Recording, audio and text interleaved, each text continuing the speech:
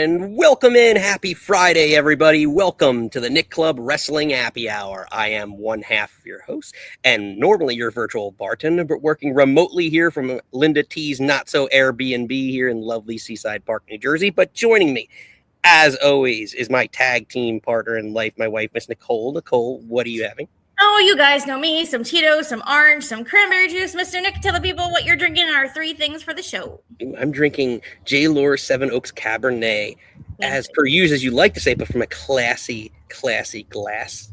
So I'm so classy. But Nikki, much to get to. Mercedes Moné returns to AEW, but is she still the favorite to win the Owen Hart tournament? Sol Ruca is our new WWE Women's Intercontinental Champion, but is she ready to be the workhorse? And Jacob Fatu acknowledges Roman as tribal chief, but does this kill his momentum in doing so? We're reacting to the week in pro wrestling on Friday, June 5th, 2026. This is the Nick Club Wrestling Happy Hour. Wrestling has more than one royal family.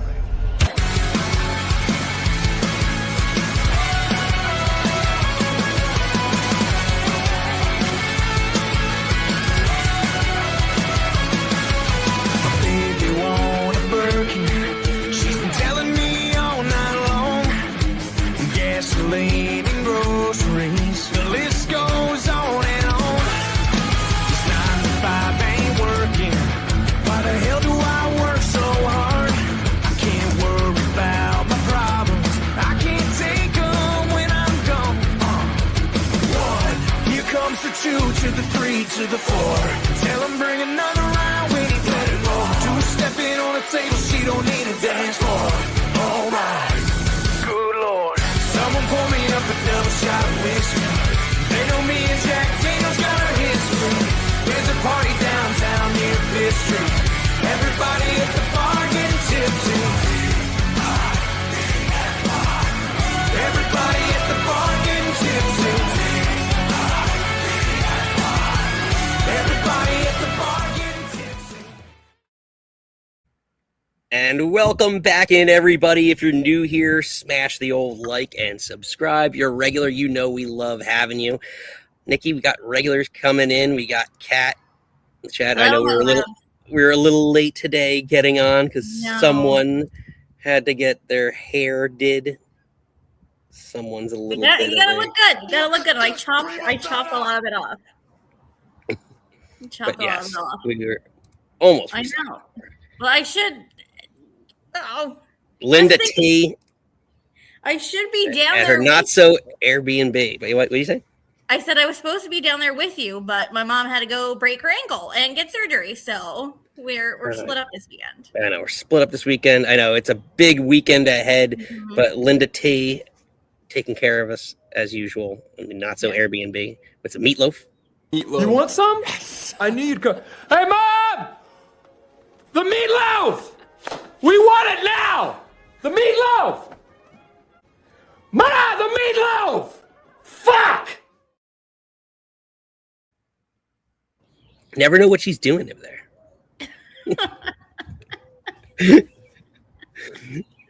But oh God, I know it. Well wishes to Nikki's mom. Oh, thanks, Kat. Yeah, she had surgery last week. She had her follow-up yesterday. Everything's healing good. Nick's hair does look gorgeous, as per usual. No, she didn't. Oh, my hair. I thought she was. Wow. Well, thank you. Like my hair. Gee, thanks. Just butt. Well, Nikki, a lot to get to. Something that you don't have to buy is a ticket to tomorrow's show. We're going to be down here at Seaside Showdown 5. We've got our call-in live stream, trivia, The Price is Right, some special guests from Titan Championship Wrestling tomorrow, from Seaside Heights, from the Boardwalk, Bash at Beachcomber. Oh, so, I'm so sad I'm not going to be there with you, but I will be calling in from the bar. I know, it's exciting. Expecting to probably have on a couple people, maybe SP Anderson, Big Jeff Noyes, who are also scheduled to appear on the show tomorrow. So that should be a fun one. So make sure you check that out. And then another big, fun show announcement. It's Nick's news this week. No Nikki's news, unfortunately. News. Love it. But the other news is Wednesday at noon scheduled time. Matt Stryker going to be joining me at the bar. Ex-WWE announcer, current MLW announcer, play-by-play commentary. Maybe I can talk commentary with him now that I'm in the industry. I know you're gonna have to ask him all his secrets. Yes, I will. Yeah. I will be in the office that day, but you have to ask him my breakfast question because the world needs to know. Yes. Well, everyone, make sure you're there live, noon, 12 Eastern, if you can make it. Not send in your questions. I'll try and get as many of them into Matt as possible. So yeah, a lot of big stuff, Nikki.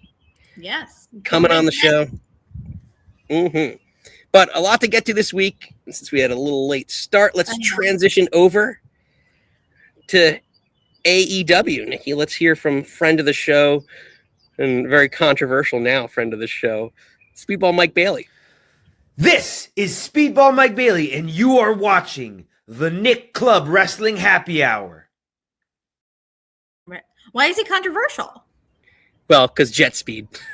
Steve, Stone Cold's favorite, favorite tag Steve team. Can't like any of the tag teams I like because they're going to break up.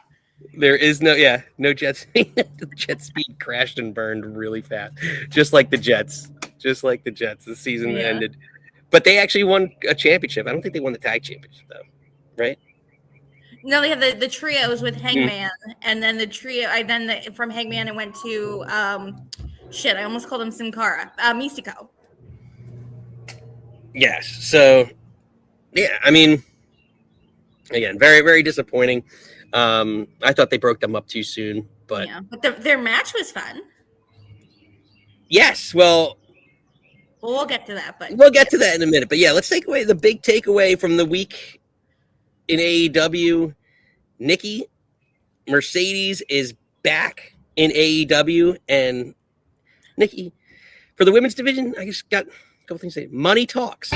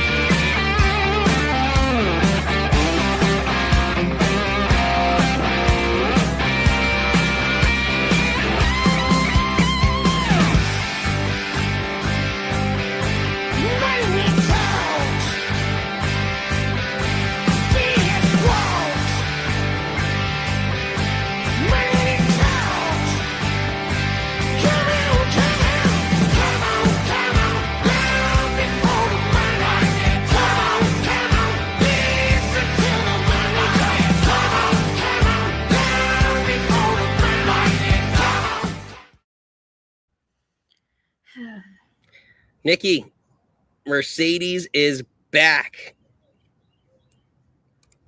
What are your thoughts on Mercedes returned to AEW? She's not my favorite.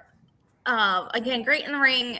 Again, just not my favorite. But I think with Tony being gone and then Willow going down, like, as much as we all love Thekla, like, I feel like the women's division kind of needs another big star. So it makes sense to bring her back. Well, with Thekla's whole war on stardom that she was talking about, like, isn't Mercedes, she's appeared in stardom a bunch, right? So, and I don't follow stardom. I know maybe Reese or one of Reese's people. Reese, Josiah. Reese and Josiah, one of you. I want to say yes, but I don't want to be wrong. I'm like 90% yes, but like, again, don't want to be wrong. But that would be, I don't want her to win the Owen again. But would her and Thekla have a good match? I wouldn't want her to take the belt off. She's got to be the favorite to win the Owen now, because we were talking about Windsor being the other one. Willow. I'm so convinced that Ospreay is winning, and you know me and couples that I just thought it'd be so great. Sort of like when Adam and Britt won, that I was like, oh, that'd be so cute if it was another couple. But obviously that's not happening. And as soon as Mercedes came out, and I was like, well, let's do it. Here comes the money. Here we go. Money talk. Here comes the money.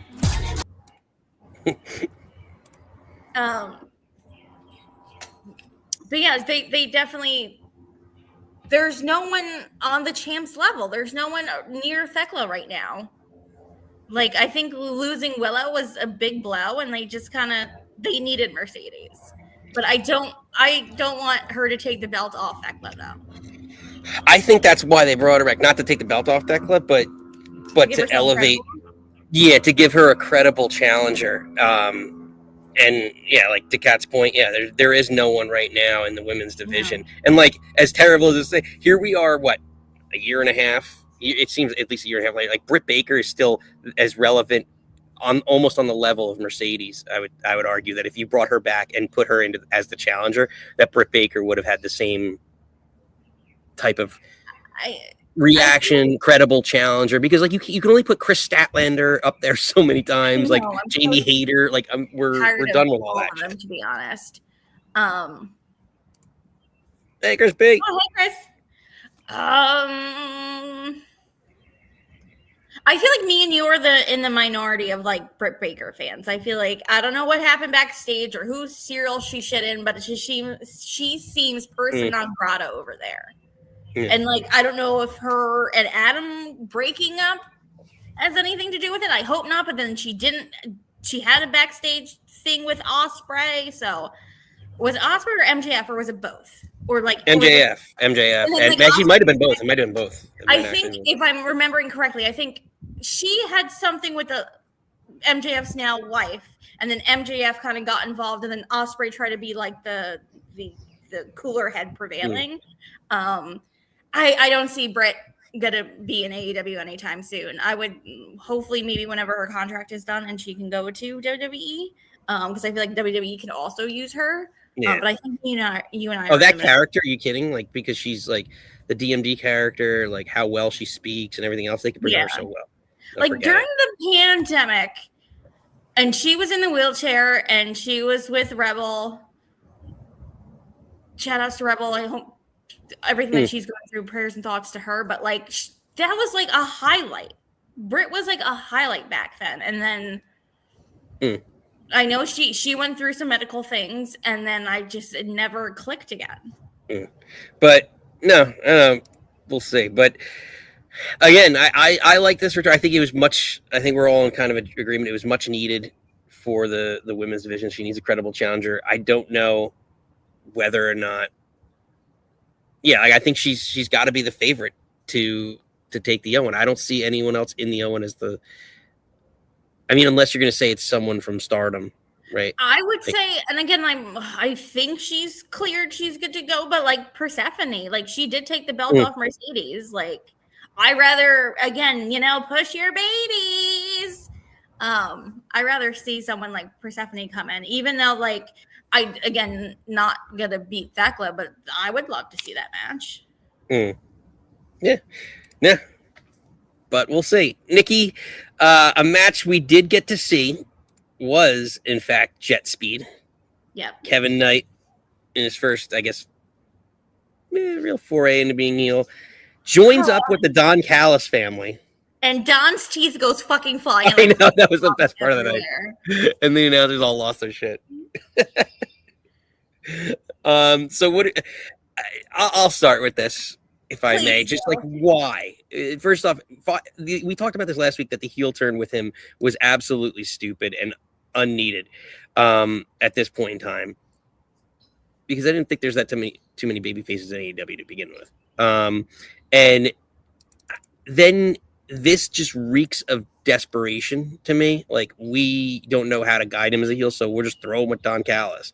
And now, literally, Jake something, whatever he's called now, Jake Doyle. Came back. And there's a million, literally, we joked about being members of Don Callis family. There's a million members of Don. We're all in the Callis family. Like, I'm really not mad that they turned him heel. The only thing I was mad about is like the closing shot of the show should have been MJF, not Kevin. I'm fine with him being heel, but I wanted him to be with Swerve. Like, Swerve was the one that's like being his little devil on the shoulder to get him to turn. And then again, it's like they don't know what to do with him, so let's throw him in the Don Callis family. Like, because they got rid of Takeshita, now we have to put a new person in. Like, I don't know, but is this for Fletcher to get the belt back? Are they going to turn on him so Fletcher can have the belt? I know there's a lot. I mean, they're basically centering. What I'm gathering is they're basing kind of the two mid card titles, especially There's like around. 400. Yeah, there's but like not. I mean, the international title and more than TNT belt around the Callis family. And the national. No, Mark Davis still has that, right? Oh, and the national. Yeah, he is still national champion too. Yeah, I forgot about that. So maybe that's what it is. All three. Then that's what it is. All three mid card titles are with the Don Callis family. Mm. And I see what Kat's saying. Like, I don't, he needs to get his reps on the mic. So I get putting him with somebody, and I get putting him with Don. But I'm just like, is he gonna get lost in the shuffle?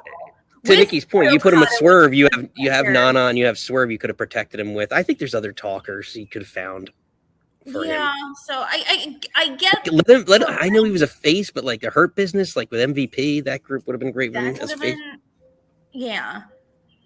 I just feel like you also try to put everyone in the Hurt Business. Mm.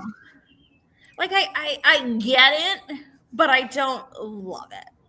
Yeah. And the chat's divided on it, by the way. 50-50. I put it up. Should he have joined? Yeah. I get it, but I just feel like there could have been something more creative, like you said, with Nana and Swerve, maybe with MVP. I just feel like there's something more interesting than just throwing him in a bloated faction. Mm. Like, is the Don Callis family the NWO? Like, everyone, their moms in that faction? Yeah. I don't know if it's going to be tough. Nikki, just before we wrap on AEW on Dynamite, anything you want to talk about MJF? You want to talk about Thekla? Well, we kind of talked about Thekla already. Oh, like her again. I can listen to her talk all day, and then her climbing. They brought out the ladder. I was like, is she declaring a ladder match? And then for her to like spit, I was like, whoa! Yeah, gross. She's so good. Right. She's so good, and again, no one's on her level. I did like MJF Roosh coming out of that match. Apparently, MJF's knee's swollen, but that's apparently not affecting any creative plans right now that he's supposed to be at Forbidden Door. But again, a fun match. I know. Yeah, that was a nice. That was a fun match, and Kat and I talked a couple weeks ago. Like, they need to push Roosh. Like, he is good in the ring. I think he's fine on the mic. But is he a babyface or a heel? Sweetheart, I love you, but it doesn't fucking matter. It doesn't matter. And him with the it does.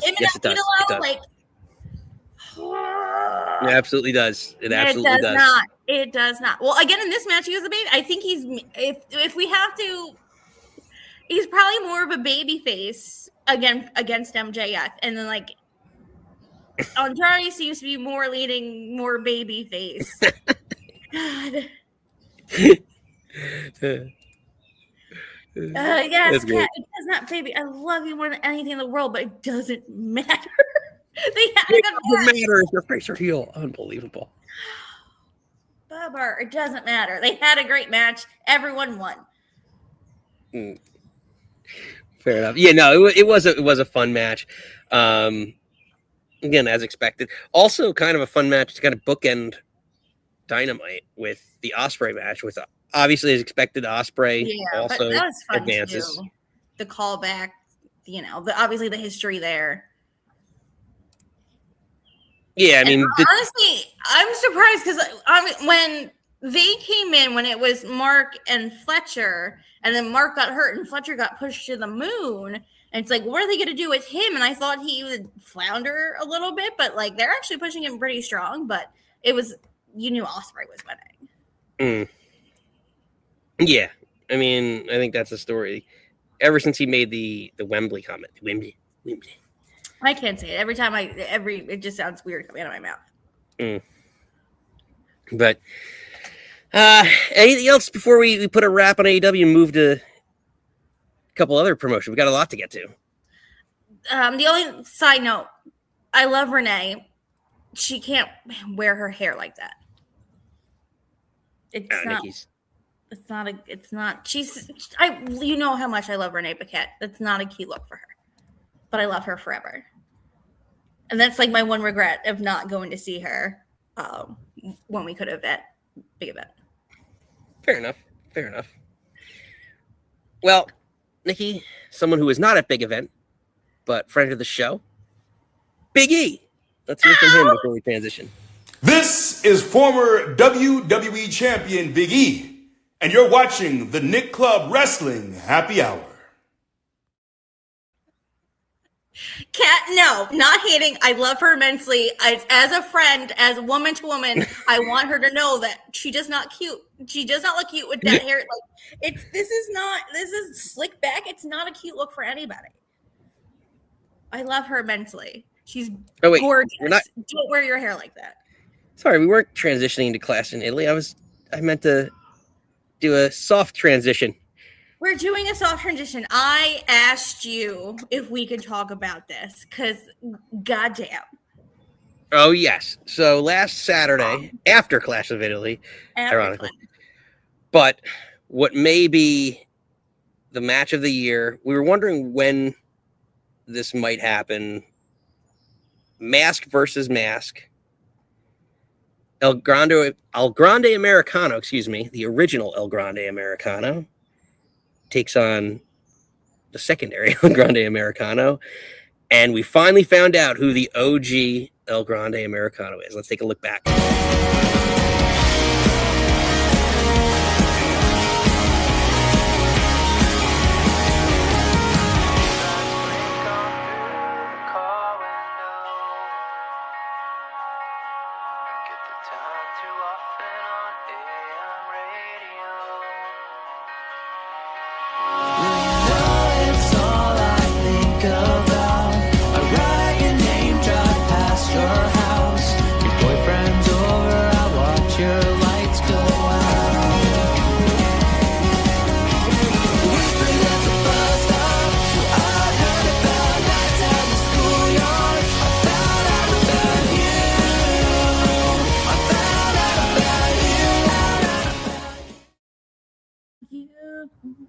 Nikki, you know what's one of my favorite songs in the entire world? Yes, it's Chad Gable.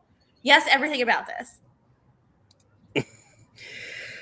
What are your thoughts on Chad Gable? One of my favorite songs. This is one of my favorite matches of the year. Like the in-ring, the story, the callbacks, how I'm just gonna Ludwig is so goddamn over in Mexico. It's insane. Yeah. Oh, like, again, when they each showed them kind of, because that's WWE thing, you see the wrestler walk into the arena and like Chad's getting like mobbed and he's kind of have to like push his way because people are just like in his face booing him.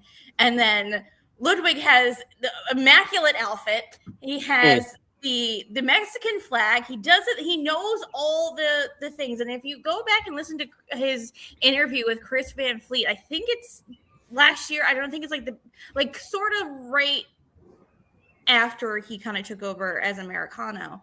And he just like immersed himself. He said like he's very fluent in German, obviously, fluent in English. And then he dove into that he wanted to be able to speak Spanish. And that's why he cuts all his promos in Spanish. And he just like immersed himself in the culture. So it's like this is something that was supposed to be a joke. Both of these characters were a joke character. Chad Gable was, like he said, when he had Unmasked, like this was like, he wanted to kind of like to destroy luchas. And you remember way back when, it's like, Dom told him to go to Mexico to get a mask and this whole thing. And it was supposed to be such a joke that turned into something so real and so genuine and so over. And it turned, again, two amazing wrestlers that they don't do enough with had an incredible match. Well, yeah, no, it makes you think about like who's under the mask, and you watch more, especially in like WWE when there's less masked characters, right? Yeah, like you watch more. So like, yeah, that was the whole story. Is like he couldn't beat any of the masked characters. I think it was like Dragon Lee, Mysterio, like all these guys couldn't beat them. Yeah, it was like he was just like on this thing of like he was just getting beat up by luchadors. So he's like he has to go to Mexico to learn the traditions of luchadors so he can beat them. And it was sort of, and again, it was like they were saying he's from the Gulf of America. And it's just like, you know, leaning so far into that way. And then when he got injured, unfortunately, and they kind of slotted in Ludwig, and who completely took it a complete different angle and made it serious. And again, I think that's the difference between, again, watching AAA, Ludwig is definitely the face. Let's talk your language, babe. Right. He's definitely the face, and Chad's the heel. And then when they were on main roster, it was like, Ludwig is getting booed, and you're like, no, this is not now. Like, go watch what it's supposed to be. Go watch AAA. But and then also, no, it's the culture. He also, not to cut you off, but he immersed himself in the culture. Like he knew, like it was kind of the same thing that like Mikey came on last week or the week before. We were talking about Hangman. Like when Hangman Page went to Mexico for AEW, and he started, he's like, "Mi nombre es Hangman," and he started doing this whole thing from, and like he endeared himself to the audience that much more, and like that's what Kaiser did to start, and then he just immersed himself in the culture, and then like even the backstory with the, I'll call it the Marvel cartoon-esque like intro. Set that up so nicely for them. So good. That it told the whole story. And it was just like, it's again, and then boiling it down to it's like Chad and Ludwig are so good in the ring.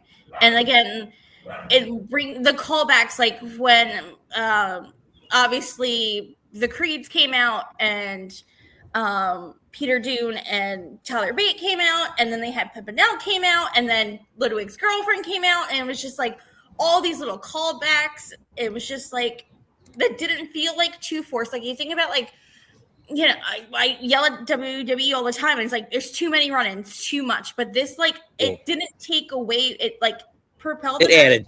Didn't take away. Yeah.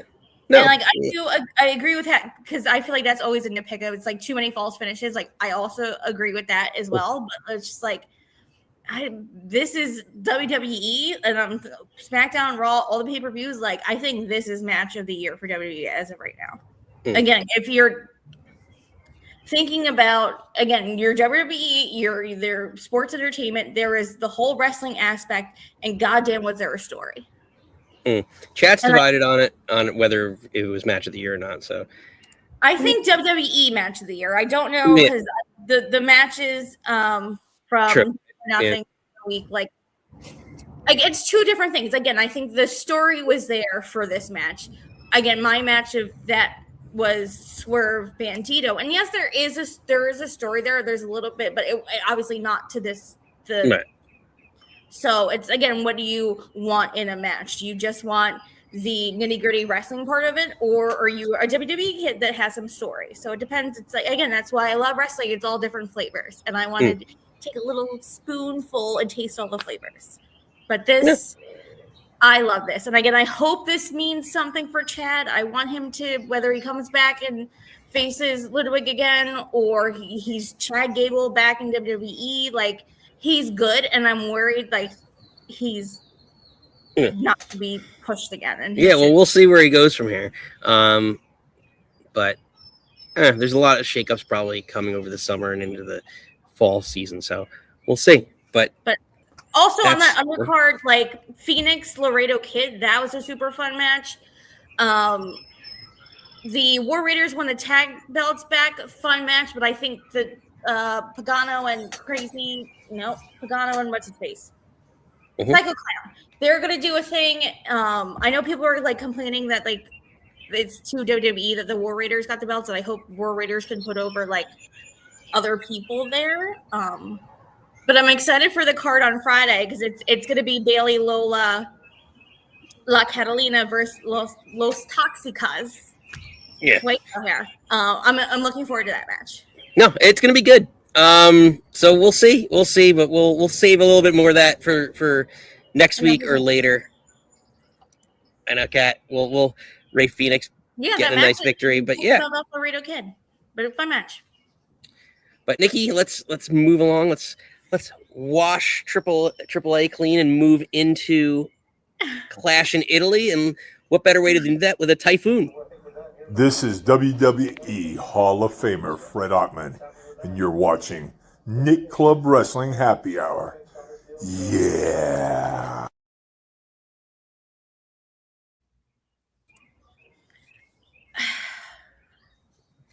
I don't know if it's because we had to watch it delayed, or I really did not like the first two matches. I really didn't like this pay-per-view. I enjoyed it. I enjoyed it for numerous reasons. One, because look at that. The champ is here. Look at that. I get the cheer.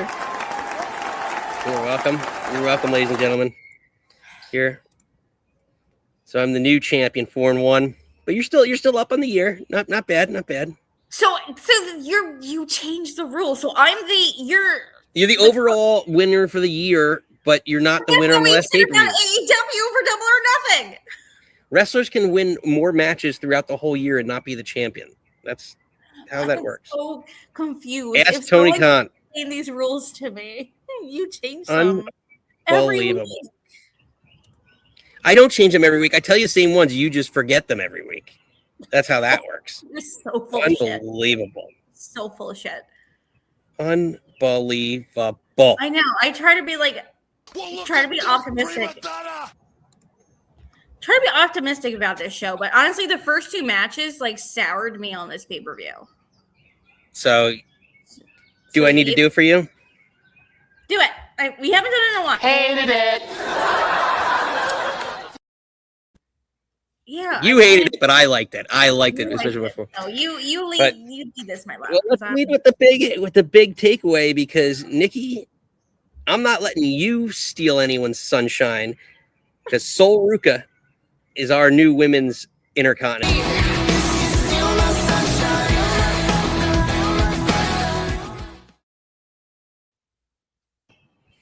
Nikki, I'll let you start. What are your thoughts? Sol Ruca's our new women's Intercontinental champion. You incorrectly predicted that. This is the difference in our pricks. Yes.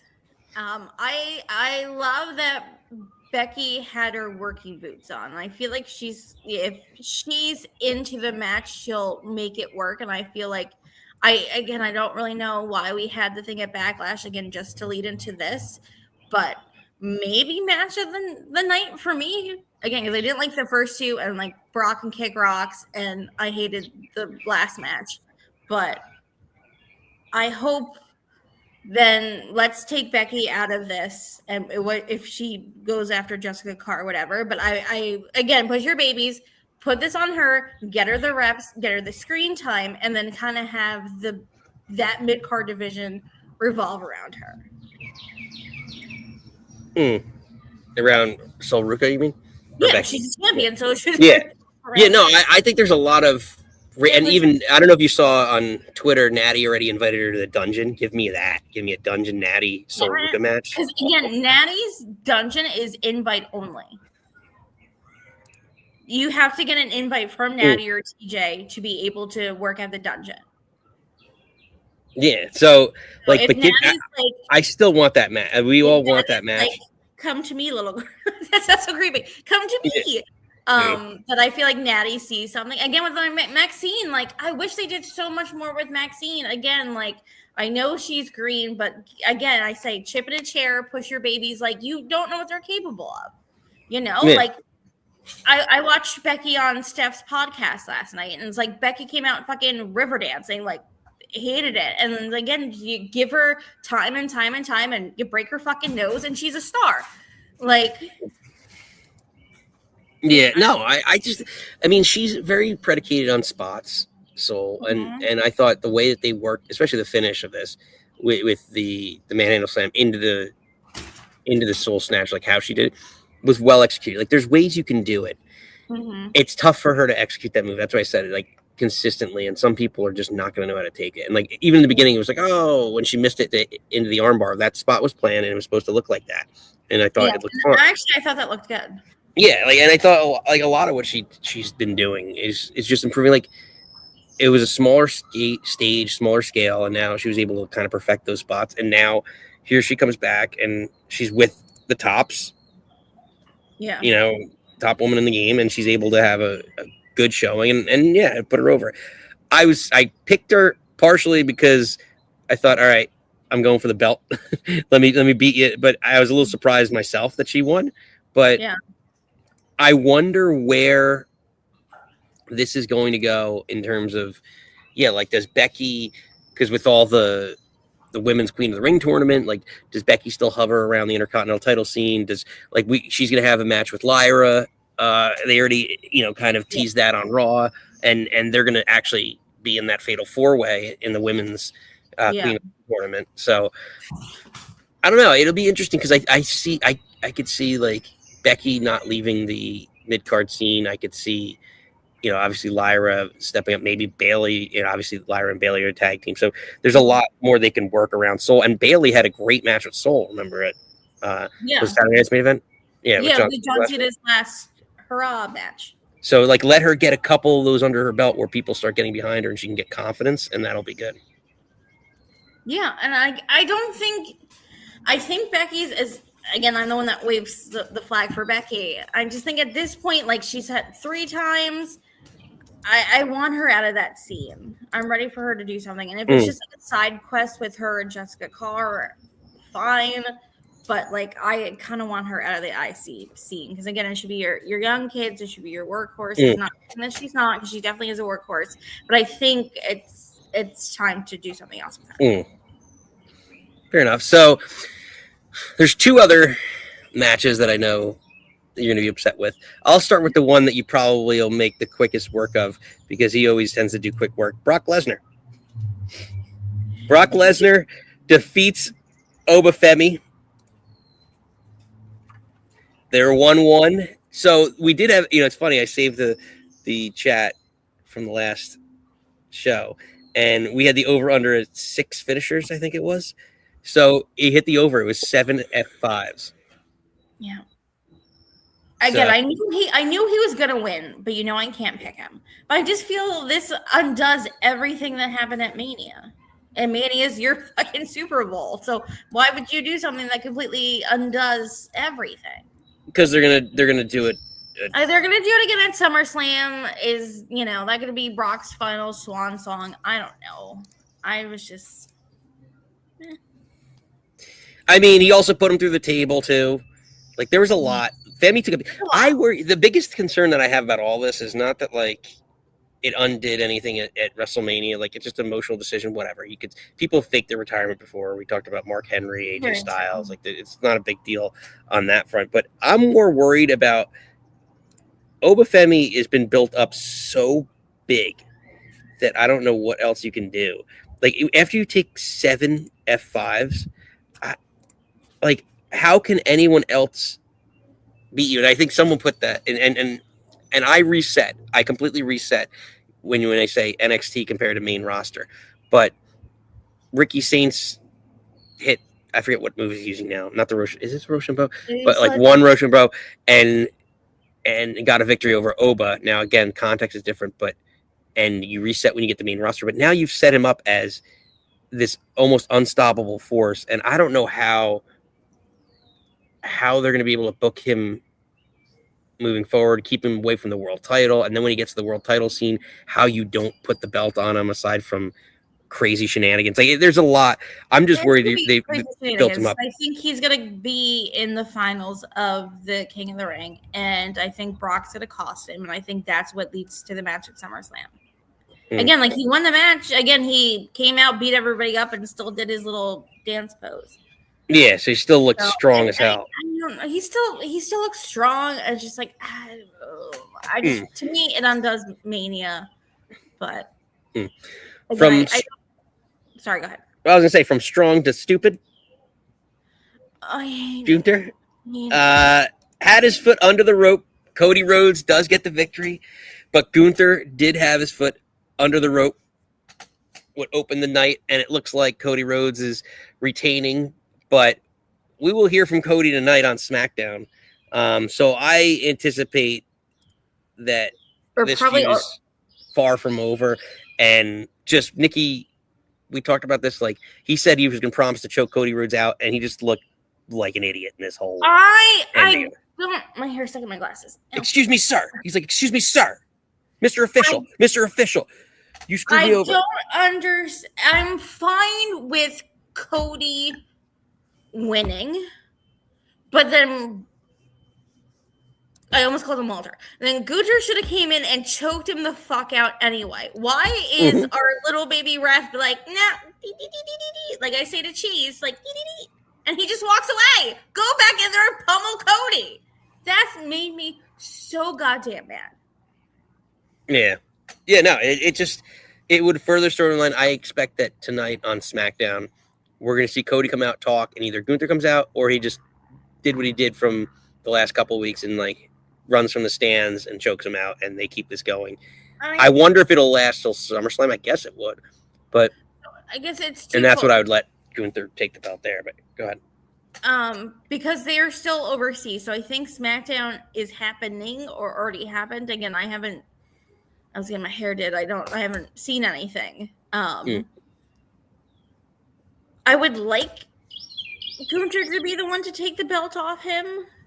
Would it be at SummerSlam? And then I guess we'll drag this out to SummerSlam. But I don't know. I wish there was more. Again, I thought because after that promo that Gunther did on SmackDown going into Clash, I was like, oh. He's like, I promise. He's like, I listed everybody that I choked out, so I'm gonna choke you out too. Yeah. And again, I get you have the dusty finish or the screwy finish, so Cody keeps the belt. But have Gunther look strong and go back in there and fucking choke him out, not this little referee. Yeah. That's your flies. Oh, these flies are not coming. I need to get something. Protect your line. I know, unbelievable. Let's put this over. No, you have birds chirping and a dog barking. Jackson was barking. Bailey. Side real quick. You know the windowsill. She put her paws on the china cabinet where the martini glasses are, and I almost had a fucking meltdown. I don't know if you saw me freaking out when you were playing. That would have been. That would have been a nightmare. Yeah, I'm like, that's a lot of glass in that hutch. So sorry, but if you saw me. Yeah, that would have been a nightmare, but I don't think overall. I don't think we need to even touch on Rhea Ripley retaining. I didn't think it was as big a nightmare Clash in Italy as both you and Kat seem to. Well, Kat and I can destroy this on Sunday. But BFAP girl, get it together, sister. Hold on, that's in Italy. Let me just add real quick. I'll just do A, B, C, and I'll just put D/F. Again, I think the only match I honestly really liked was Becky Soul. I did not like Cody Gunther. I did not like Rhea Jade. Again, something's going on with Rhea. It's not. I don't know what's going on. She's not where she used to be. And, we didn't even touch. I mean, we're going to touch on. We're going to end the Tribal Combat because as we'll talk about the winner of Tribal Combat, Roman Reigns. Yeah. As we head to our Raw portion there. But yeah, overall, let's see. The overall grade split. D, F, 50%, and C. So a lower grade for Clash in Italy. I would give it probably a C+, B-. I think Backlash was better. I think Backlash was a better show. Maybe. Could be. I don't know. We'll see.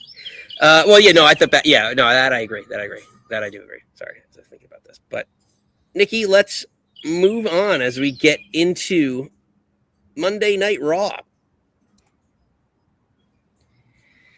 With your Raw takeaway. So we're going to, Jey Uso, switch it up a little bit because the ending of Raw, very interesting. We saw Seth Rollins taking on Braun Breaker in a Backlash rematch, which really should have been a WrestleMania rematch, but I digress. And some craziness happens at the end of this match because, Nikki, I think Braun Breaker and maybe Austin Theory, they'll probably be on the last train home because they lost their profit. Sometimes it feels like I don't really know what's going.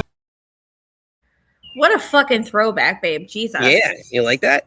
No, I haven't. Lost Profits. I was like, all right, Lost Profits. I was like, what is that song? And the court, I was like, oh my God, this fucking song. Yeah, Nikki, Braun Breaker takes out Paul Heyman.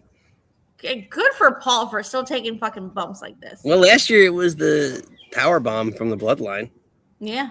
He's always taking. Well, he's taking a bunch. He took the stomp. He's literally all year long. I know boy works again. Paul Heyman forever. I think he's a national treasure. But where do you think the vision? I mean, yeah, phenomenal match. Where do you think the vision goes from here? Oh boy. Also, again, after this, apparently Braun was seen at his hotel limping. He's always limping. I know he's always limping. Isn't he? He's in one of the fatal four ways today. Now it happened already, I believe. And then I don't know how you do this because there's also the rumor that Seth is supposed to win King of the Ring to challenge Roman at SummerSlam. Which I don't know. It's interesting with all those storylines as we'll get to with the Bloodline MFTs, where Seth Rollins could be in all this because it could be like a third, but because I think you would need a faction. But to me, with this loss and the hate, I don't think it's Rollins winning. That's the big deal, right? It's Heyman being taken out by Braun Breaker, and like if you remember, what was it, 2 weeks ago when Logan Paul just got injured? A lot of it was like Austin Theory starts hugging Heyman. He's like, "Oh, thanks so much for all this stuff," right? Like, "Oh, you saved my life." So I feel like they all defer to Heyman for everything. So they should be lost without Heyman. And when this goes down, they're still tag champions. It's kind of the Freebird rules, say what you will, but no one really anticipated the Freebird rule with this. It was thrown together last minute. So this should be the catalyst for, my opinion, the Street Profits taking the tag titles off the Vision. And Rollins' goal is to eliminate the Vision.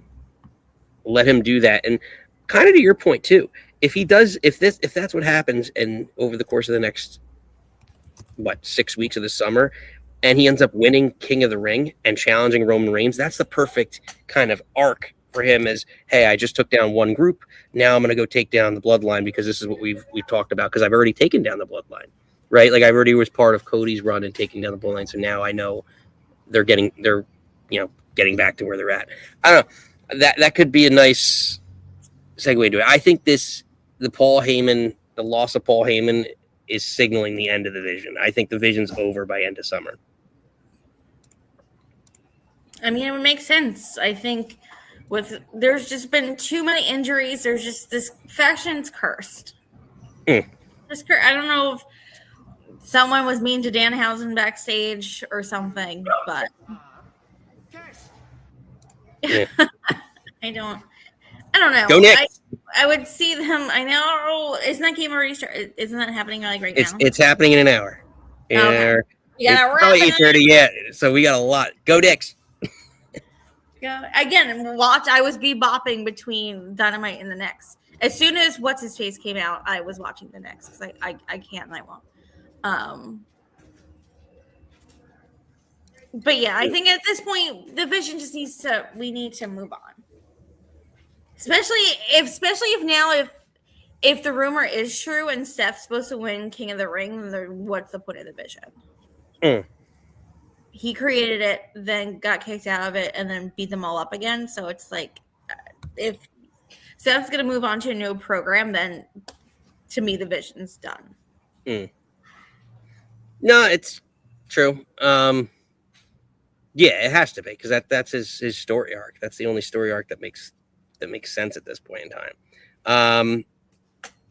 Yeah, so let's move along to the mid card here. So we do have. Do you want to look at Io Sky does advance in the women's Queen of the Ring? Do you want to take a look at those brackets? I have them somewhere.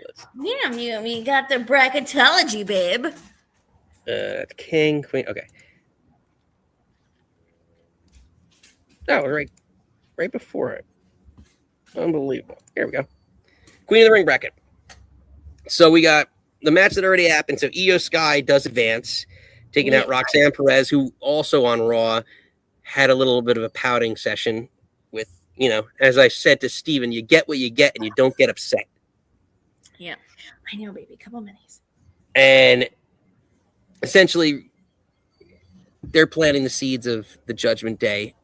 Potentially, again, we've talked about this for a while, breaking up with the ladies, and now that Roxanne's out of the tournament, you look at the bracket below her with Raquel and JC Jane, right, Kiana James, and Bailey. It'd be interesting. I could see at least that side of the bracket. I mean, I don't see anyone other than Io, maybe JC Jane, but I don't think she's challenging for the world title that soon, so I can't see her getting past more of the semifinals. So I think Io is getting. I got Io all the way to the finals. I think the semi would be Io Bailey. I think that would be like a callback match to have. But then would you push JC and have Io and JC and have Io go over? But would it be protecting JC more if she just lost in the Fatal 4-Way? I'd rather see Io Bailey. Yeah, at this point, but I think they might try and push the babies, as someone likes to say. And then the left side of the bracket, Liv Morgan and Becky Lynch. That's a big money match too. All four. I want Chelsea Green to advance, but I don't like that. She's against 3 multiple-time world champions. Like, theoretically, if they want to push a new star, that's how I would do it.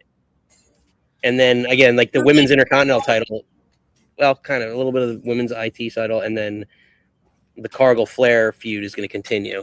Right. So that's what I'm thinking. Like,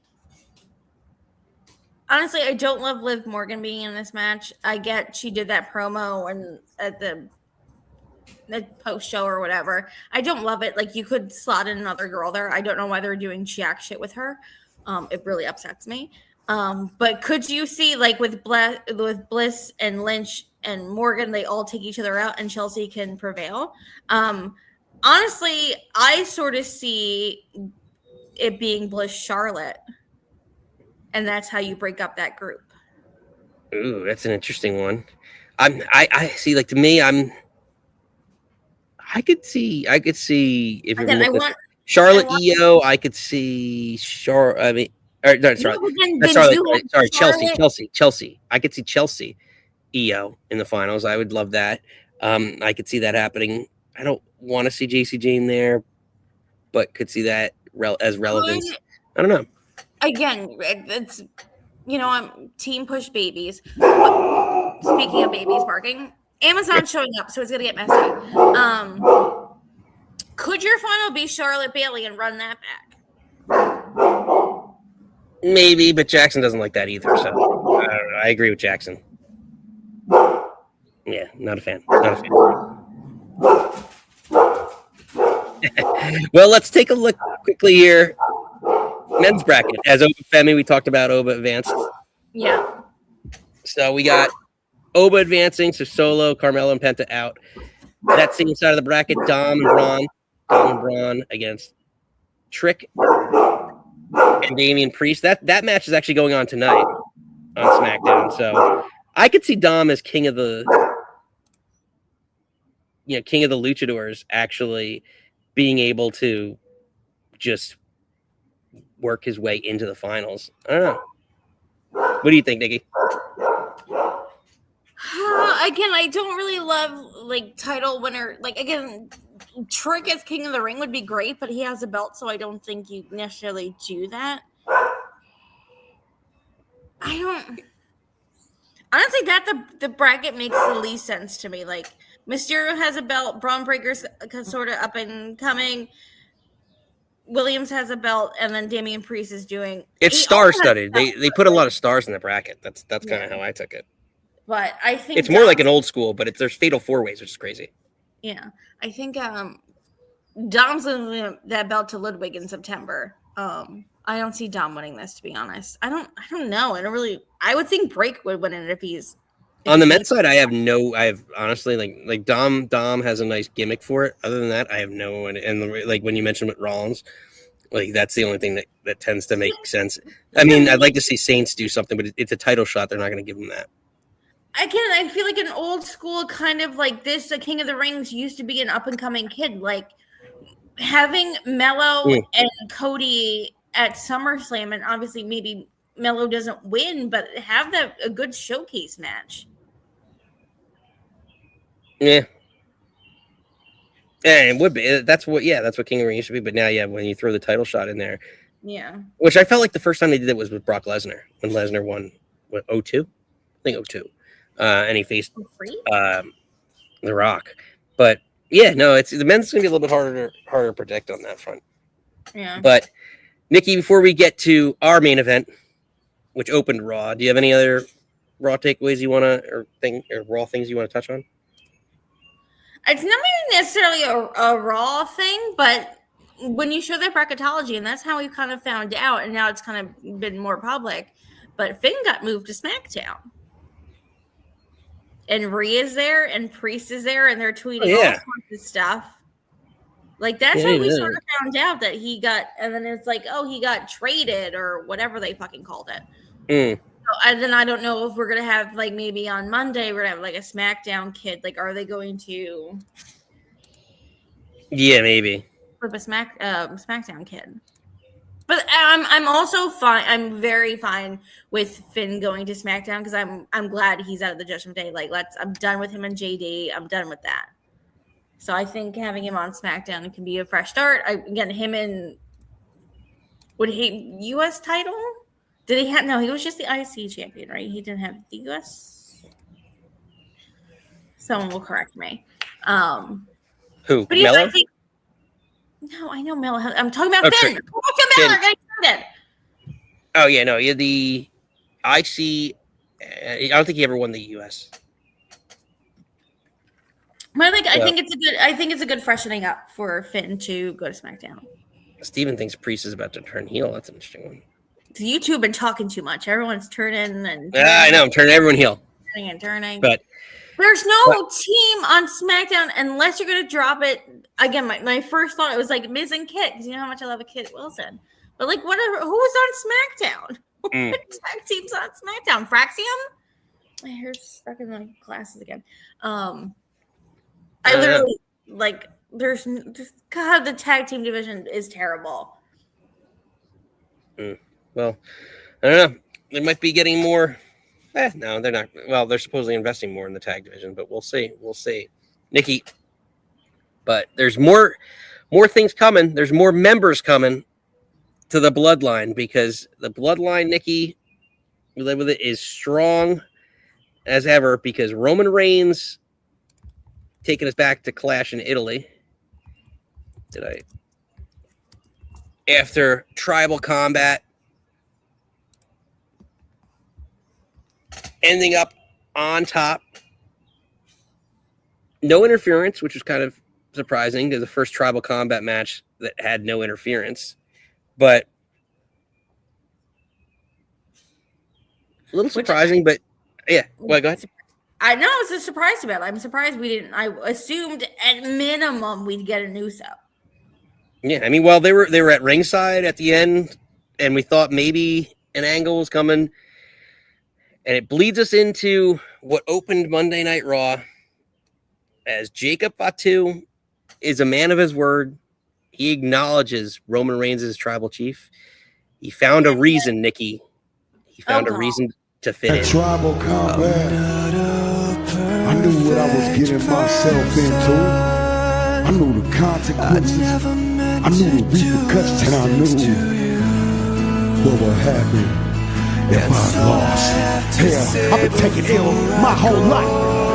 Speaking of a loss, last night, Clash of Italy, in front of the whole world, and included my children. My children seeing their father be a man, take a loss, and keep his word. Roman,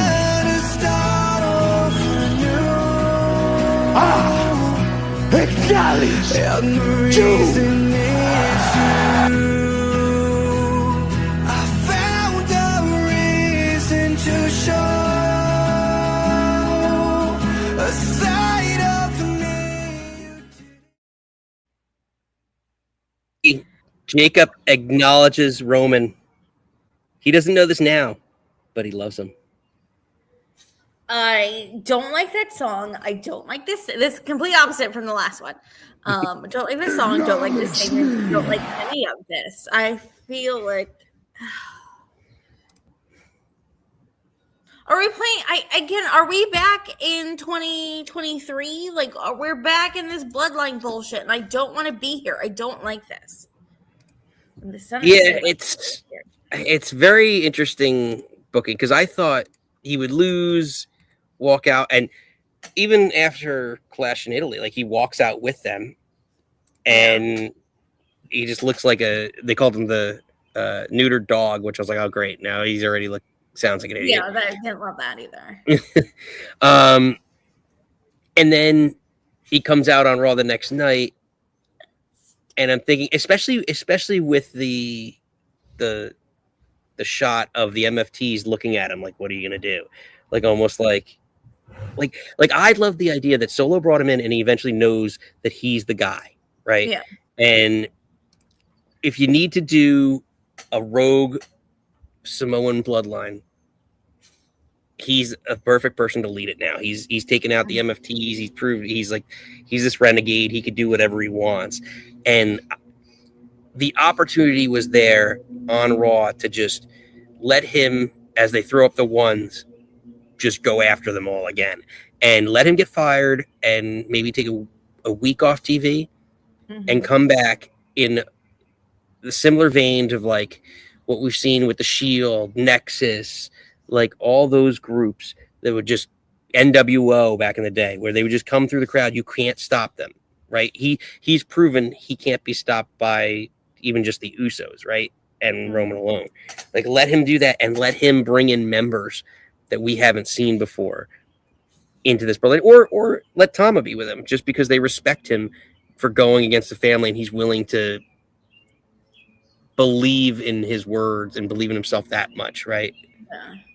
I get how they try to be like, he was like, in front of my kids, I want them to know I'm a man of my word, but I'm like, yeah, it didn't look great. I just think it kills. Yeah, Rotten Tomato. Yeah. Steven's upset about your lack of fandom for Hoobastank. Yeah, I'm not a fan of that song, and it definitely did not fit this promo. You thought the song Hoobastank. Oh, Lord heaven, Mary. You see what I did there? I don't want to see what you did there. I can't see this. My joke. I didn't have this problem last time I did the podcast upstairs. And now the sun is making me look crazy. I thought I'd have problems with the sun, but you're having sun problems. I'm probably wrong. Well, so I honestly, Steven, I blame Steven. So I think it was about. I do too. It was I think it was about Rushmore Monday, and I had it turned to where I usually sit when I'm working. And then Steven was like, oh, I'm waiting for a deer to just come up and be at the window. And it freaked me out. So I podcast from up here, which is only like, what, 3? Well, I podcast with Ken up here.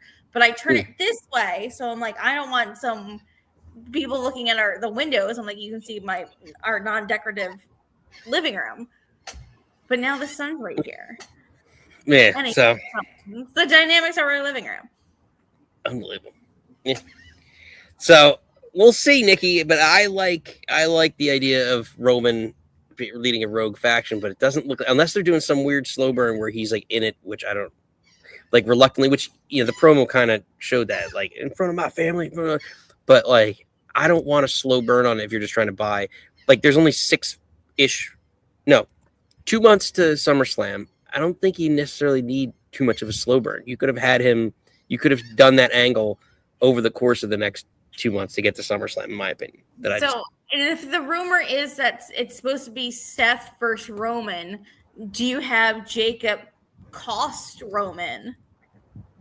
And then that spins into whatever. But there was also rumors of like who's Roman gonna face again, they were like the debate between like would he face either Seth at SummerSlam or Mania or Obafemi, but it depends what The Rock wants to do at WrestleMania. So everything's just seems kind of like because of what The Rock wants to do. And honestly, fuck The Rock.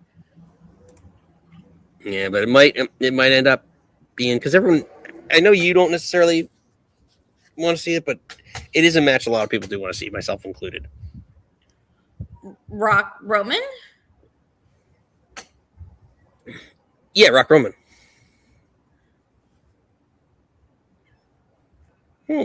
Like, maybe I would have been excited maybe 5 years ago. Now, I still like it. I still like it. Stop it. You're going to say that I love you. May of 2027, I don't think I need that match. I just don't. I get people are like, oh, let's blah, blah, blah. It's going to be a dog shit match. And if you just want the story of Rock and Roman, again, it's when Rock wants to pretend he wants to, what side of him he's playing up now. Like, I don't need that in my life. I don't know. I just think they're stars. Like, look at Lesnar coming back. All these people coming back, like the old school nostalgia. Nostalgia is always going to be there, and The Rock is still the biggest star on the planet in wrestling. I don't understand. Well, they did with John Cena, for Christ's sake.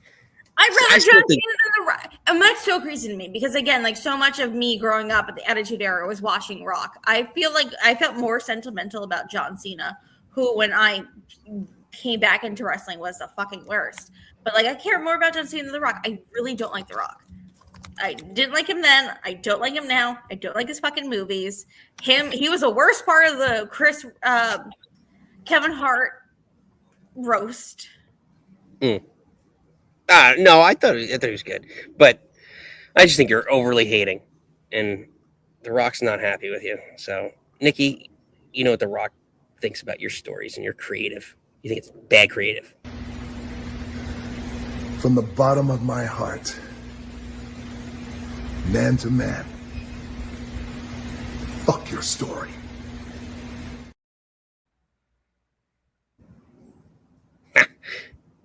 Well, Nikki, I know Jackson has been itching, so we'll take a quick. Take 30 seconds. We'll take a quick commercial break. We'll hear from some of our friends of the show. So let's hear from some of the friends of Nick Club. This is WWE Hall of Famer Fred Ottman. This is former WWE champion Big E. This is the AEW Women's World Champion Chris Statlander. What's going on, guys? Tony Cini. Francesca! This is Speedball Mike Bailey. This is former WWE referee, and you're watching the Nick Club Wrestling Happy Hour, brother. And you are watching the Nick Club Wrestling Happy Hour. And this is the Nick Club Wrestling Happy Hour. And you're watching the Nick Club Wrestling Happy Hour. And you're watching Nick Club Wrestling Happy Hour. Yeah. All right, everybody, as we get ready for our call-in segment, as a gnat is buzzing around my ear and driving me effing crazy right now. So give me a second here as I get all our links in the chat. It's already pinned in the description, but in the meantime, let me just tee up everybody here. But as usual, let us know what you're drinking, what you're thinking. You want to talk a little bit about Clash in Italy, Sol Ruca, the new Intercontinental Champion, Women's Intercontinental Champion. You want to talk about the Bloodline drama, what's next? Little AEW, perhaps. We shall see. Mercedes Moné returning. Or Jet Speed breaking up, Stone Cold. I don't know about you. I know that broke your heart. But, yeah. As I mentioned, before we get into anything more serious, tomorrow, our next show is, in fact, tomorrow, 4 p.m. Eastern Time, Seaside Showdown 5. It's our second time doing this. This is going to be a whole different situation. I have the setup ready to go live from the Beachcomber Bar and Grill in lovely Seaside Heights, New Jersey. So that's going to be a fun one. We've got trivia. We've got The Price is Right scheduled to appear. We've got manager SP Anderson, Pedro Pablo's manager, SP Anderson. Big Jeff Noyes going to be on the show. So these are the guys, if you want to see on this actual graphic, they're bottom left 3. So hoping to have them on the show tomorrow. So a lot to go on. So looking forward to all that. That is tomorrow. And then finally, again, very special, exclusive, dare I say, closed bar show. Matt Stryker's joining us with an exclusive interview this Wednesday, June 10th, lunchtime. So take your lunch break. You get a lunch hour, lunch half hour. Plan it around that. Submit your questions if you can't make it live. Whether you want to send it to Discord, Twitter, what else are we on? Facebook, all those chats. Try and get in as many as possible with Matt while we have him on Wednesday.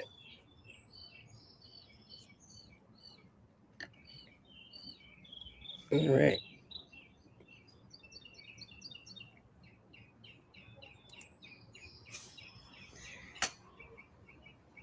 Nikki's still not back yet. Let's just take a look. She's probably just sulking because, just to reiterate, I am in fact the champion. Thank you. Let that be known.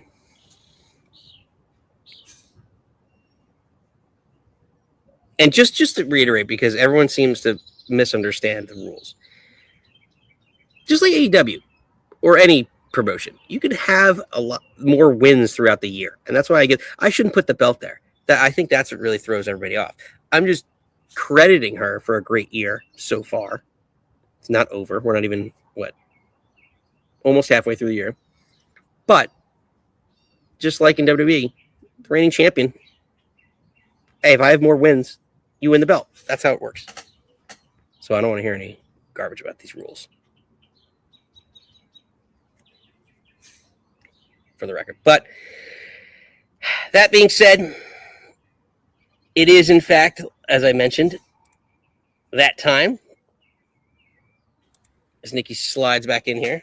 Sorry, you got stuck on that stump again. Okay. Stumped. Dare I say stumped. But Nikki, it is that time. Call an hour. So, my little blondie, you know what I need you to do. You have one job. It's to hit the snare.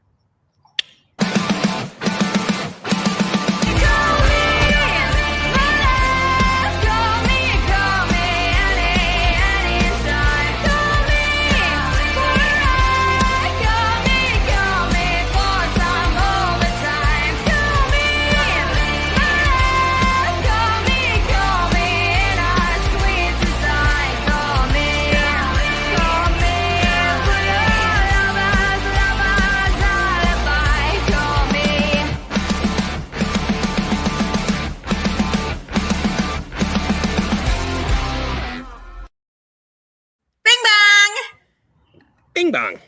Bing bong. Sorry, I'm getting these fruit flies or gnats, whatever they are. They're really attacking my wine. I regret it instantly. Not I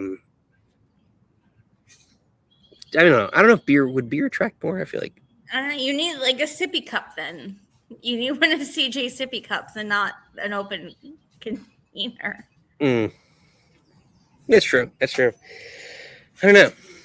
We'll see. Nikki, it is that time.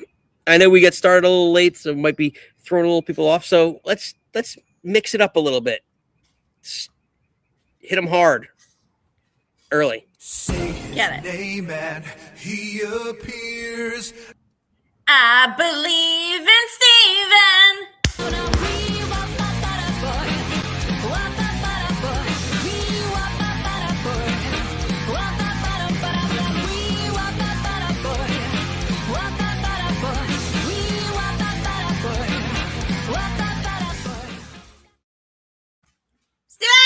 Buongiorno, buongiorno. See, the geese are scared of me. So they are. You scared them away. Unbelievable, Steve. You should thank me because they were probably gonna crap all over the house. After all the power washing I did today, Linda T put me to work. She's like, "You're not getting the meatloaf for free this time." I power washed everything in this yard. So that better be the meatloaf. I know. Well, she came out. She's like, "You want the meatloaf? You gotta really earn it." And I was just like, I just want the meatloaf, Linda. Just give me the meatloaf. You want some? Yes. I knew you'd come. Hey, Mom! The meatloaf! We want it now! The meatloaf! Ma, the meatloaf! Fuck! Oh my God. For the record, I did have another drop that I was trying to find somewhere that I did last year or the year before with Gunther jumping into a swimming pool, but I don't know where it is. Oh gosh.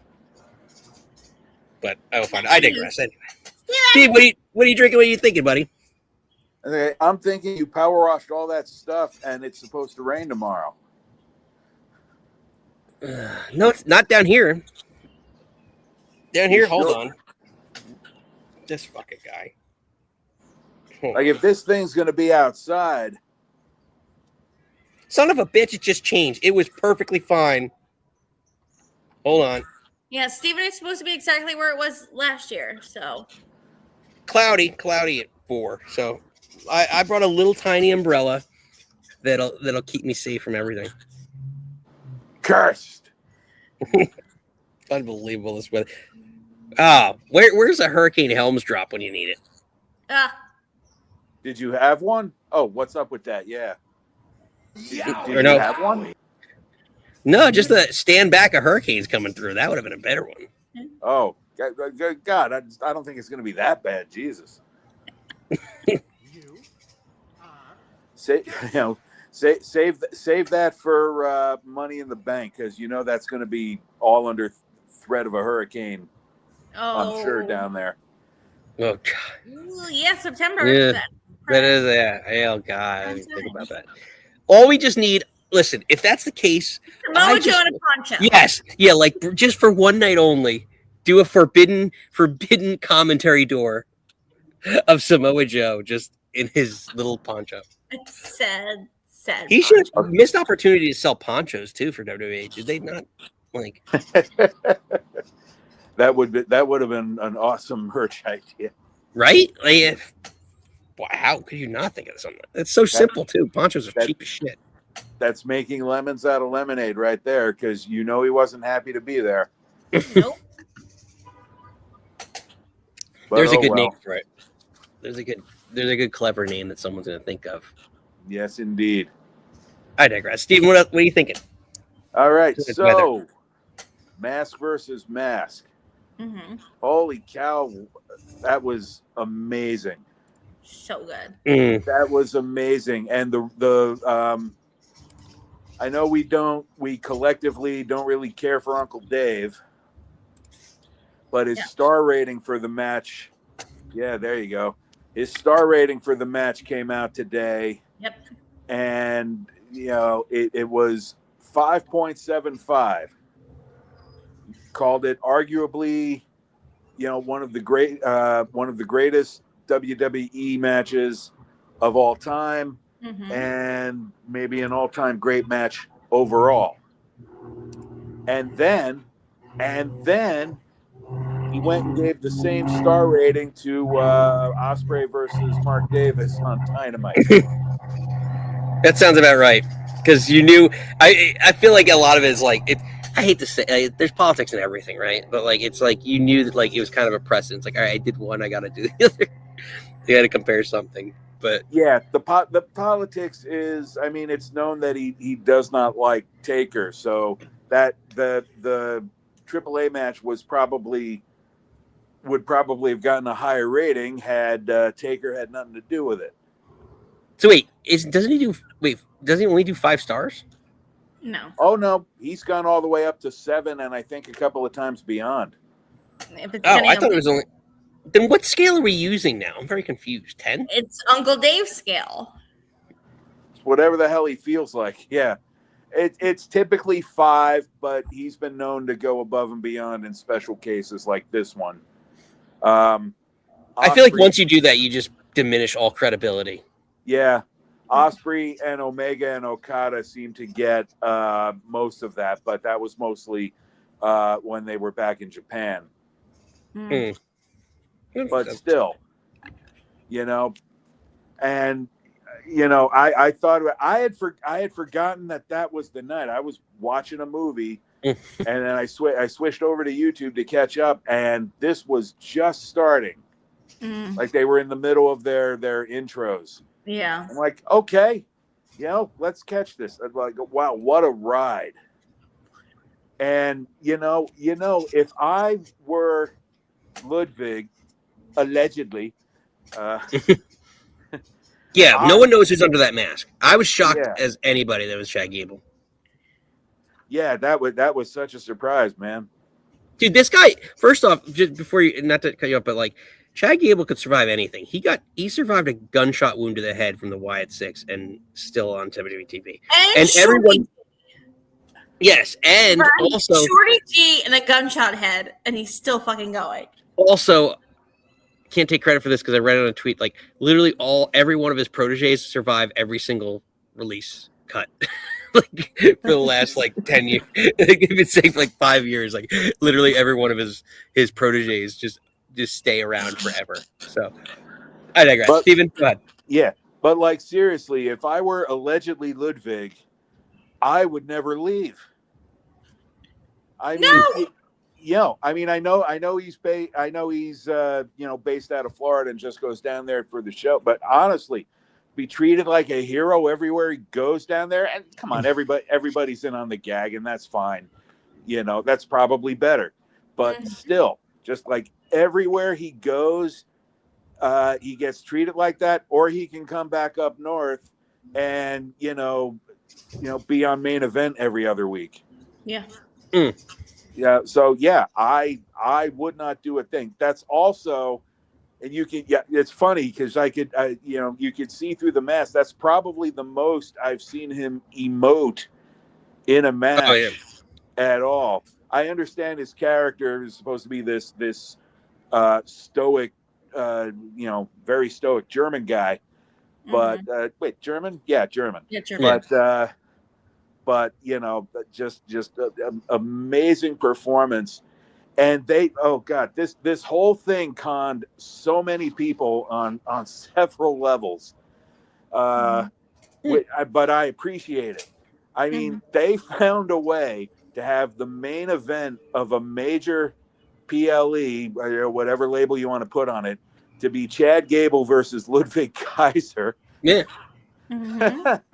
Which I'm sure if you dug into the archives of WWE Main Event, that's probably one of the matches somewhere. Well, what's crazy about that is kind of to your point too, so Kaiser in general, the only way, and it's not WWE main roster same, but the only way I'd ever see him being a main eventer in WWE was if he had a feud with Gunther, who brought him in, that whole, Gunther was champion and all that stuff.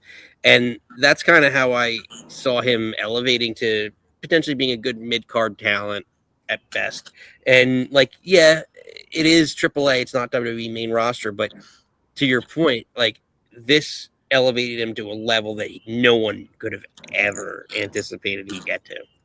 Yeah. I mean, he's adulated everywhere he goes. He's got his lovely woman right there. I'm sure there are plenty of private elevators he could use from now on.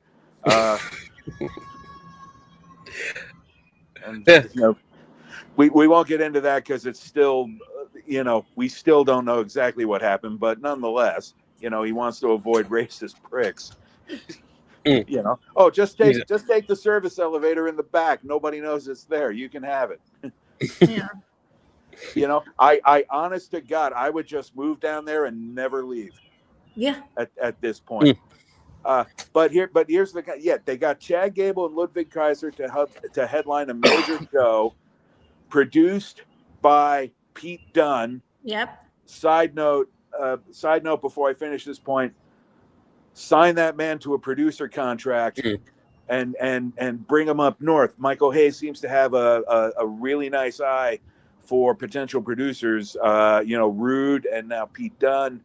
I'm wondering if any of them can write also, because they seem to be drowning in really good match producers. And booked by Taker. Now, what do all these people have in common?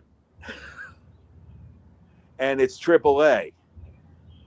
Mm-hmm. So we know the answer. I find it funny that they out AAA'd the actual AAA and gave them an all-time match.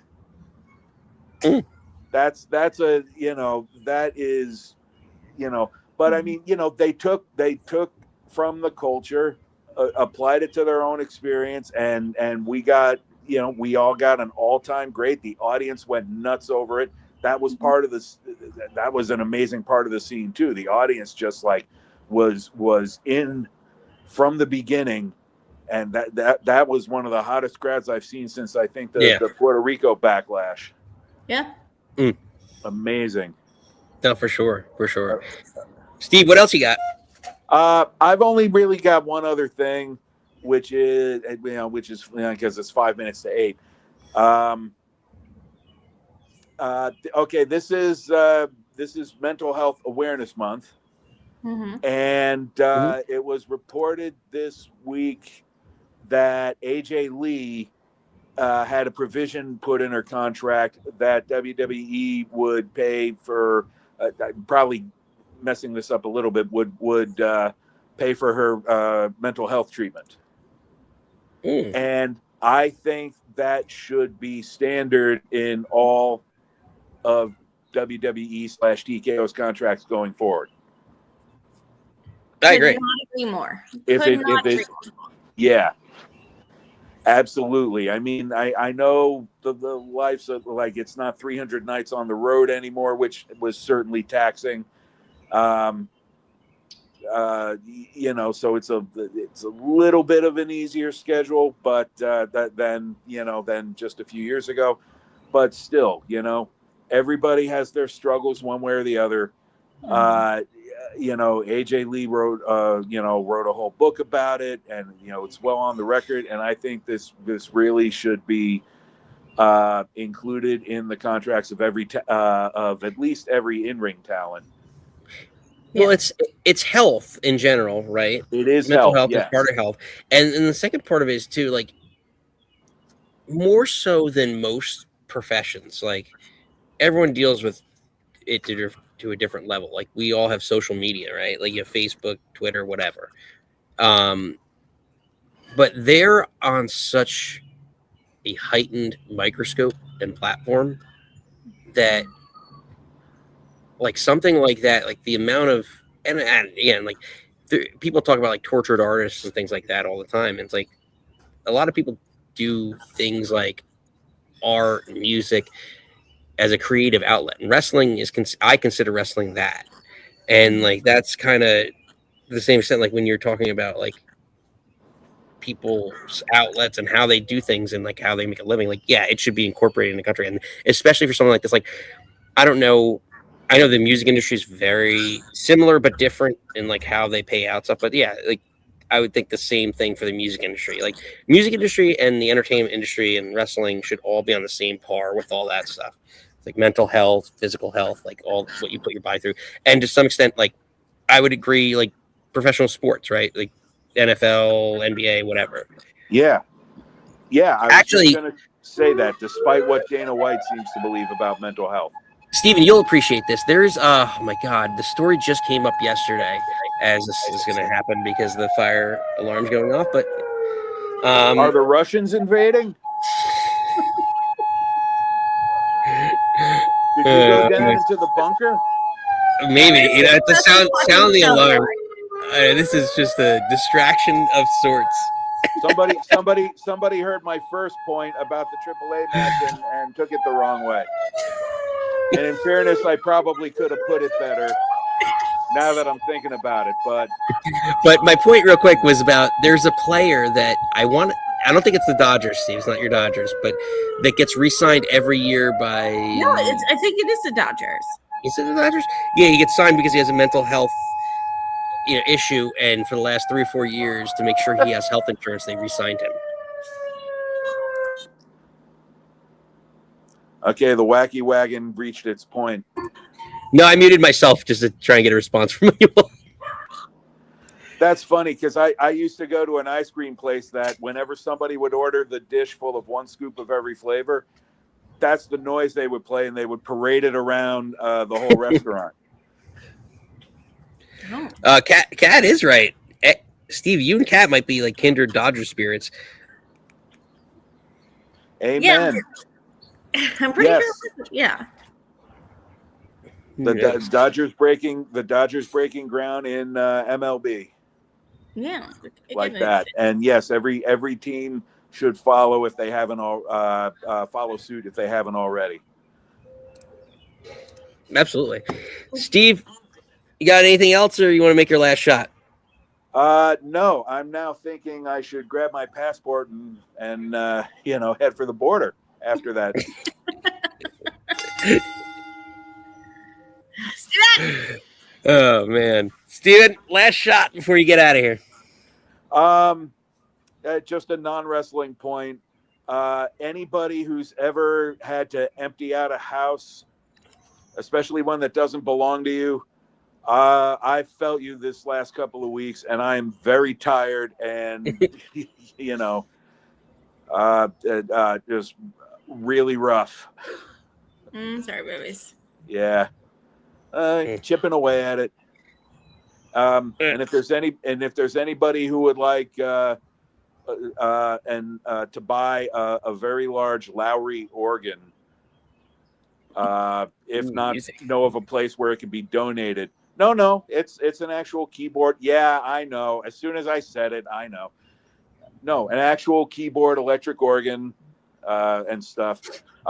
We don't know what to do with that, and it can't stay with the house. So, anyhow, Kat, excellent. Yeah, there you go. I've been a fan since I was 8. I go back to you too. Yeah, I go back to the Steve Garvey days. Yeah. Oh. Just before Fernando. Nick. Thank you. All right. Yeah. All right, fine. I'll do a more appropriate. Yes. I don't know that one. Sorry. I don't know that one. Event. Should I? Oh, okay. That's what we play for all the Saturday night's main events. Yeah. You've got all the sound. Up. You've got all the sound cues. God. Just as long as the internet's working. Who knows? And final point, where's my cheesesteak? Unbelievable. This guy. Steven, you get what you get, and you don't get upset. All right? You want your cheesesteak? You know what you can do? Go fuck yourself. Well, I will as soon as I get that cheesesteak. Gross.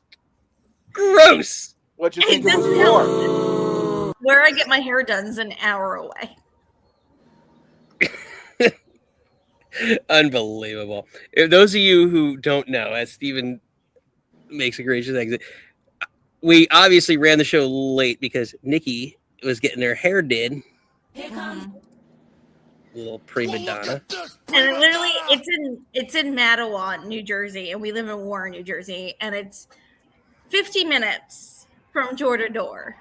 Because it's longer now because everyone's it's south from us. So I literally have to take 287 to the Parkway. I know. That's what I thought too, Kat. I didn't even know where to go with this. Hey. Well, they did a good job, and I can understand, once you find a good hairdresser that you want to keep that hairdresser even whatever lengths you have to go through. So I literally joke with her. So I started going to her in April of 2008. I started dating Nick in 2018. I started seeing her in 2018. Nick and I started dating in July 2018. So I joke around that I've been with her longer than I've been with my husband. And that's yeah, and you know what I say to that? I say this. Cut it out. Get out of here. So when I got my hair done in April, I was like, happy 8-year anniversary. Yeah. And is it like, you guys are yappers and gossipers like you see in the movies? Yeah, so she was like, Nick, Linda, cover your ears. I walked out, she's like, what's your sister-in-law do now? Unbelievable. We're at that point where it's just like talk shit. And she tells me about her husband, and it's just like, again, I've been going there for 8 years, so it's gossip's a little gossipy. Yeah, we'll see. Steven, pleasure as always. Love you, babes. El Muy Grande Americano signing off. To you, sir. He needs to know how to say it in Espanol about the manatees, Los Manatees. Oh, Steven, that's your homework this week. Learn how to say it in Espanol. Google Translate. I'm sure it's still like manatee, but like, Steven, that's your homework, babe. Los Googles. Los googly ogles. Los googly eyes. Googly eyes. But yes, Nikki, it's been a fun one. It's been a thing that happened. Again, I'm sorry. I'm sorry it's so far away. She's so hard to fucking book. And she was like 2:45, and I was like, all right, we'll make it work. And I was like, I need to leave here at 5:00. And I left at 5:15. And I was like, ah. And she yelled at me because I chopped it off. But here we are. The good news, Nikki, is that you don't have a haircut tomorrow. So you will be ready for tomorrow's festivities. Make sure you all join us, Kat, Steven. Reese, all crew from overseas. It's more traditional times for you, maybe more dinner time. 4 p.m., maybe later than that. Slightly a little later than that, but maybe a little bit more earlier. Great English. More early. Than you're expecting. So we got trivia coming at you tomorrow. Friends of the show, all competing tomorrow night. Bling the Blight, you be on the show. Michael Fain has been on our show before. Bite forever. Yeah, Bite Forever. We got expected to be on the show tomorrow. SP Anderson, Pedro Pablo's manager, as well as Alvin. Not Alvin Everest. And then Jeff Noyes is expected to come on the show tomorrow, too. So it'll be a fun time. Francesca Chini just won the Goddess Championship. Can't say that good. Yes. So she is. You see with the belt there? Fran forever. So friends of the show, the Chinis, will be there in attendance. So a lot to get to tomorrow. So make sure you join us tomorrow. And catch us. I know, Steven distracted me. Let's go, Nick. Let's go, Knicks. Yes, Knicks. Come on. Keep the run going. But, Nikki, let's let our not so creative head, CVP, maybe, take us out. Stephanie McMahon. We come from all over the world, from different backgrounds, ethnicities, beliefs, capabilities, and ideologies. And what brings us together is this shared passion for what happens in that ring. The one place where we control our own destiny, where our differences are our strengths, where we ride or die with the characters we love and the stories that give us hope, the stories that make us human. Because at the end of the day, we're all the same, and all we have is each other.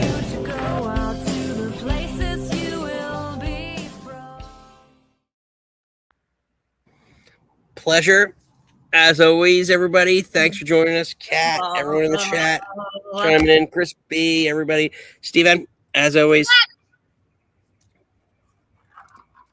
Kat, I'm not even going to read your blasphemy before that. Other than great show. That was a great one. But I'm not even going to.